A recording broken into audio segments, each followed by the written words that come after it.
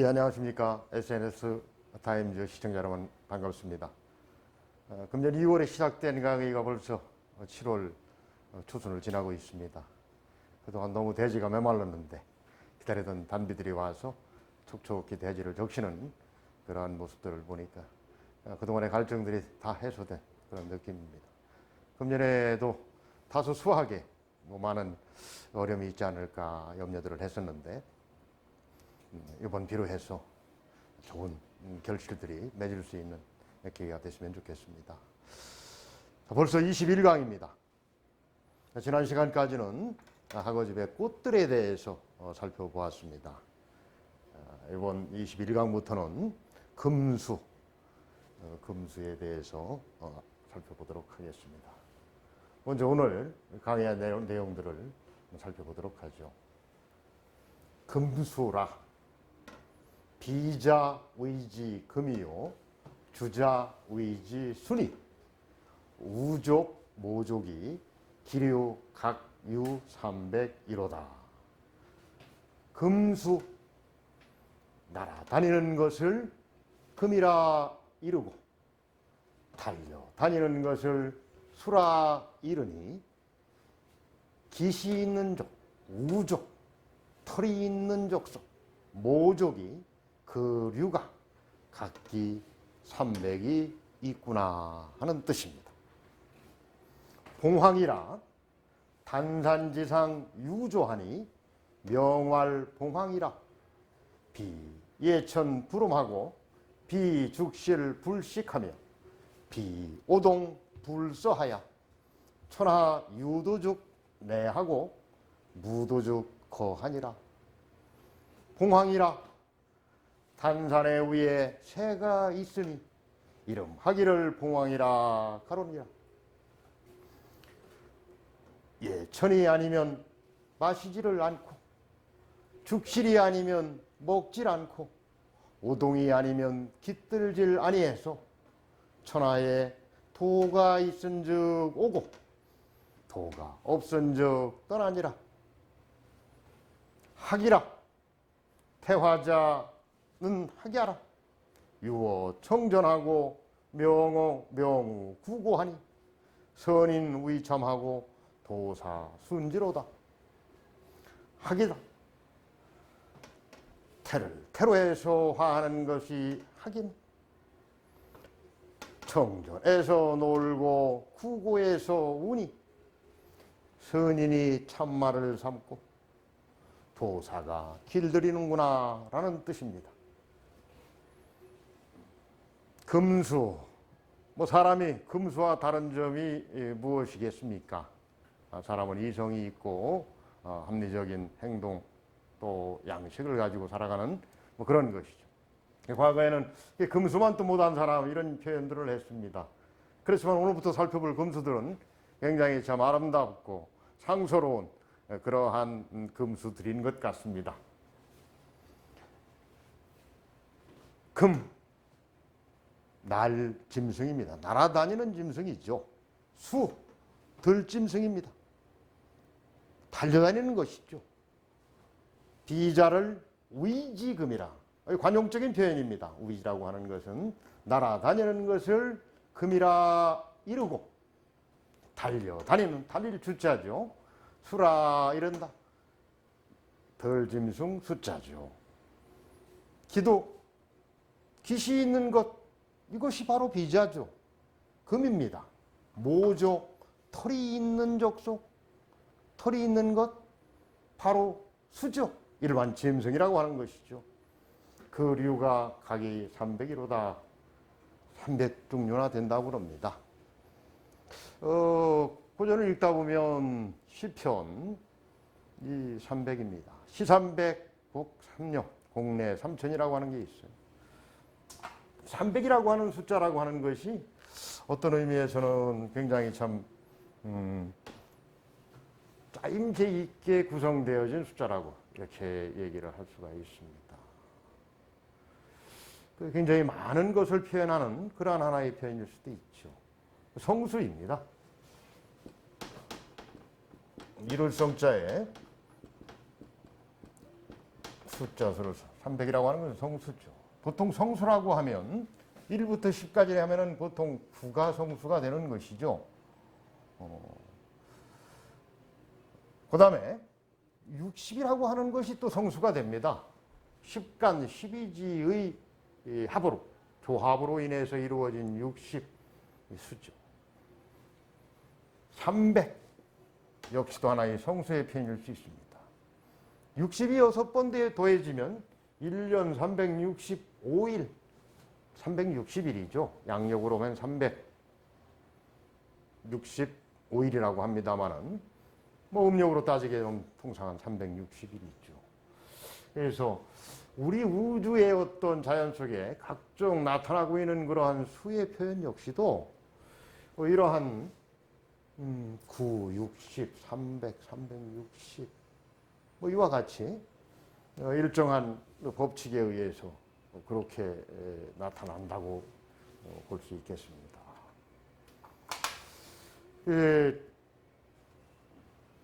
깃을 가지고 있고 터럭을 가지고 있는 것, 물론 뭐 체온을 유지하고 일상적인 어떠한 삶을 유지하기 위한 방편으로 나타나게 되는 자연적인 현상일 수 있겠습니다. 이와 같은 금수의 어떤 행태, 뭐 이런 것들이 전체적으로 나타나게 되는 것이죠. 그 중에 가장 금 중에서, 날짐승 중에서 가장 상스럽다고 하는 봉황을 제일 첫 머리에 두고 있습니다. 봉황이라고 하는 것은 전설 속의 새죠. 봉황은 닭의 머리를 가지고 있다고 그럽니다. 제비의 부리가 있고, 목은 뱀을 형상했다고 그래요. 몸통은 용이라고도 하죠. 항상 상상의 동물들은 참 다양한 그러한 육체적인 어떤 특질을 가지고 있는 것 같습니다. 물론 뭐 봉황이라고 하는 것이 전설 속의 새이고, 항상 봉황은 길한 일, 좋은 일이 있을 때 나타난다고 그럽니다. 과거에 황제 시대에 나타나고 늘 봉황이 기거를 했다라고 하는 그런 표현도 있습니다. 봉황이라고 하는 것이 과연 어디가 연원이 되는지 뭐 여러 가지 그 책의 고정들을 살펴보면 동방으로부터 왔다 하는 얘기를 합니다. 봉황이. 중국으로부터의 동방이라고 그러면은 뭐 지금 우리가 있는 한반도 지역쯤 되겠죠. 이쪽에서 나타나서 곤륜산을 넘어가지고, 그리고서 당시에 이제 중국에 아주 상스러운 일이 있을 때만 나타난, 그리고 도가 없어지면 사라지는 그런 전설 속의 새라고 합니다. 여기서 화고집에 표현하고 있는 내용들을 한번 살펴보도록 하죠. 단산이라고 하는 산의 위쪽에 새가 있는데 그것을 봉황이라고 한다. 여기서 봉이라고 하는 것은 수컷을 얘기합니다. 황이라고 하는 것은 암컷을 얘기를 하죠. 그런데 이 봉황은 아주 영험하고 성스러운 그러한 새이기 때문에 그 새의 행태가 굉장히 독특합니다. 여기서 예천이라는 게 나오죠. 예천. 우리 경상북도에 가면 예천이라고 하는 지역에 역시 예천입니다. 단술 예자예요. 단술. 요즘 뭐 식혜죠. 식혜. 단술이 나오는 샘이라는 얘기입니다. 즉 단술샘이 아니면 마시질 않아. 이제 일반 뭐 물이 아닌 정말 귀한 이러한 단술만 먹고 산다는 것이죠. 여기서 이제 우리 한문 이 구성이 조금 독특한 게 있습니다. 비예천불엄하고 비죽실불식하고 비오동불서하야. 비 앞에 나오는 비죠. 단술이 아니면 마시지를 않고 옛날에 백이라고 하는 백이숙제 여러분들 아실지 모르겠습니다. 백이숙제는 형제지간이죠. 저 나라를 건국하게 되는 즉 문왕의 시기를 거쳐서 무왕을 통해서 주나라가 이루어지게 됩니다. 주왕이 은나라의 주왕이죠. 주지육림의 그러한 피폐한 노름과 학정을 통해서 국민들이 엄청난 시련을 받게 됩니다. 문왕은 유력에 갇혀서 나름대로 국민들을 어떻게 구해낼 수 있을까 하는 고민들을 하죠. 그 뒤를 이은 아들 무왕에 의해서 주나라를 멸하고 은나라죠. 상나라를 멸하고 주나라를 건국하게 됩니다. 그 당시에 백이와 숙제는 원래 고죽국의 왕자들이었습니다. 그 문왕이 하도 정치를 잘한다고 그래가지고 주나라에 오죠. 근데 은나라의 주왕을 멸하려고 하는 그러한 시도를 직접 목견하고 절대 불사이군이죠. 두 임금을 섬기지 못한다 라고 하는 틀을 가지고 수양산에 가서 고사리 캐먹다가 결국은 굶어 죽고 맙니다. 그 맹자에 나오는 얘기 중에 그 백의의 얘기를 하고 있습니다. 비기군이면 같은 어법입니다. 그 임금이 아니면 불사하고 섬기질 않고 비기군이면 비기우면 그 벗이 아니면 부루하고 같은 부분이죠. 비불 예천이 아니면 마시질 않고 축실이 뭡니까? 대나무 열매죠. 축실이 아니면 먹질 않습니다. 대나무라고 하는 것은 굉장히 강직하고 아주 고고한 그런 것을 형상하고 있죠. 오동이 아니면 깃들질 않아. 한 서너 주 정도 전에 우리 오동나무에 대해서 배웠죠. 오동은 허중지목이라 가운데가 비어 있는 거예요. 봉황이 내서 와가지고 깃드는 거예요. 금슬이 중어금슬이로다. 금술에 아주 적합하도다. 금술을 만드는데 그 제목은 뭐 그것이었죠. 오동나무와 봉황은 상당히 아주 친한 관계입니다. 오동이라고 하는 것은 속이 비어있지만 정말 가장 아름다운 소리를 내는 검은고와 비파를 만드는 재료로서 제목으로서 사용되어지는 것이죠. 봉황은 오동같이 그렇게 귀한 나무가 아니면 깃들질 않는다고 그럽니다. 천하에 도가 있으면 옵니다. 봉황은. 도가 없으면 사라져버려요. 가버리는 것이죠. 그래서 아무튼 상상 속의 동물이긴 합니다만은, 짐승이긴 합니다만은, 정말 봉황이 오는 그런 시대가 돼야 할 텐데,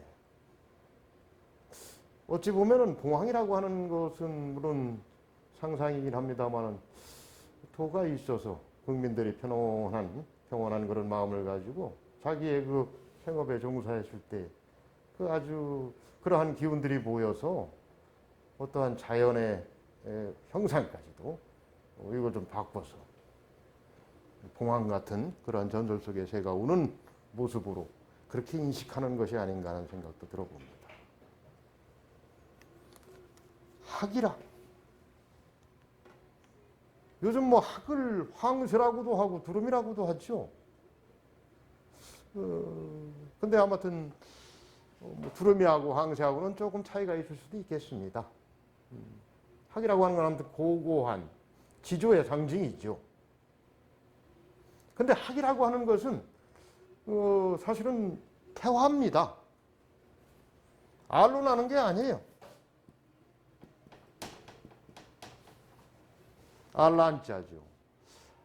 새는 알을 낳아가지고 그것을 품어서 부화를 해서 새끼를 낳게 되는 것인데, 학은 태화라고 했습니다. 그래서 아마 학의 그러한 그 고고함을 나름대로는 그렇게 표현하기 위해서 뱃속에 알만 품고 있고, 그 속에서 모든 이 포태하고 있는 기간이 굉장히 하기 길다고 그럽니다. 그리고 알을 낳고 나서도 두루미나 학 같은 황새 같은 경우에는 한 달 이상을 품는다고 그래요. 막 그런 것들을 나름대로는 이렇게 연역을 해서 뱃속에서 이미 태를 통해 가지고 그 알을 품은 상태이고, 그걸 내서 다시 부화를 시킵니다마는, 뭐 그러한 그 오랜 기간 동안의 어떤 포태 기간을 이렇게 태라고 해서 태화자라고 표현을 한 것 같습니다. 유어 청전하고 푸른 밭에서 놀고 명우구고하니, 이 고라는 것은 못 자입니다. 구고라고 하는 것은 아주 극한 그러한 못 이런 것을 표현하죠. 학이라고 하는 것은 뭐 아무 데서나 울지 않습니다. 아주 극하고 청아한 그러한 곳에서 울죠. 그래서 옛 선인들이 학을 가지고 위참, 이 참이라고 하는 것은 예전에 이 수레를 끓기 위해서는 물론 말 한 마리가 끄는 것도 있습니다만은, 그래도 최소한 말 4마리를 가지고 수레를 끓도록 했습니다. 그래서 이것을 참화라고 합니다.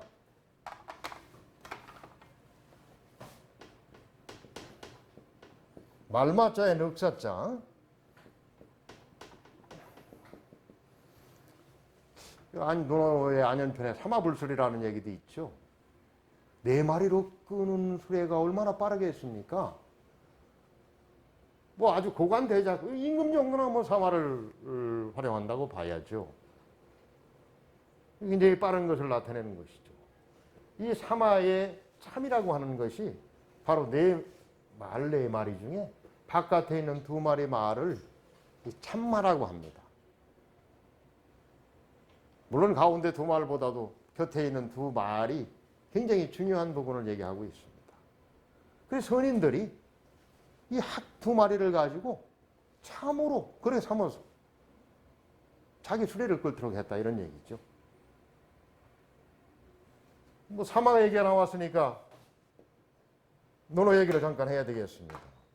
사마불설이라, 이 허설자죠.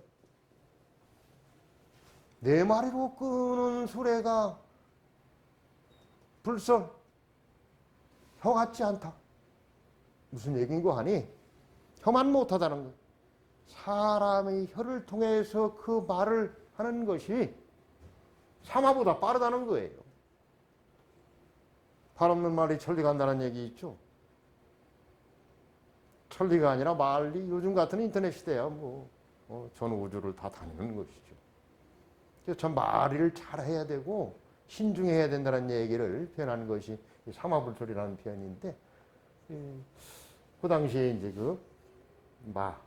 사와 참 이런 얘기들이 있습니다. 그 선인들이 이것을 참으로 삼아가지고 자기의 수레를 끌도록 했습니다. 도사, 순지입니다. 도를 아는 선비들이 도사죠. 득도를 한 사람을 도사라고 하는 것이죠. 순지, 길들일 순자입니다.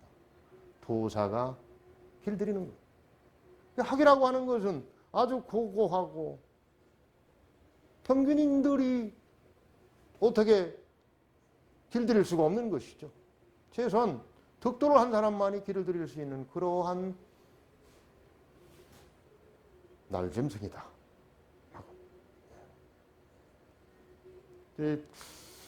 이 봉황과 학, 금수 중에 금 중에 날짐승 중에 가장 고고하고 청아한 그런 것들을 하거집의 금수편에 가장 앞에 두었습니다.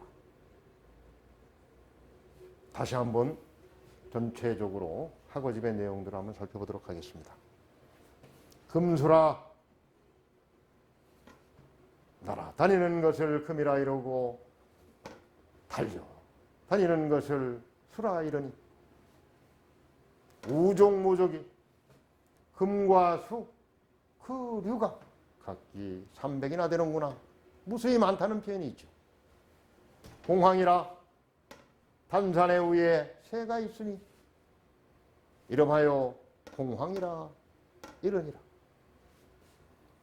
예천이 아니면 마시질 않고 죽실이 아니면 먹질 않으며 오동이 아니면 깃들지 아니해서 천하에 도가 있으면 내하고 천하에 도가 없은즉 떠나니라.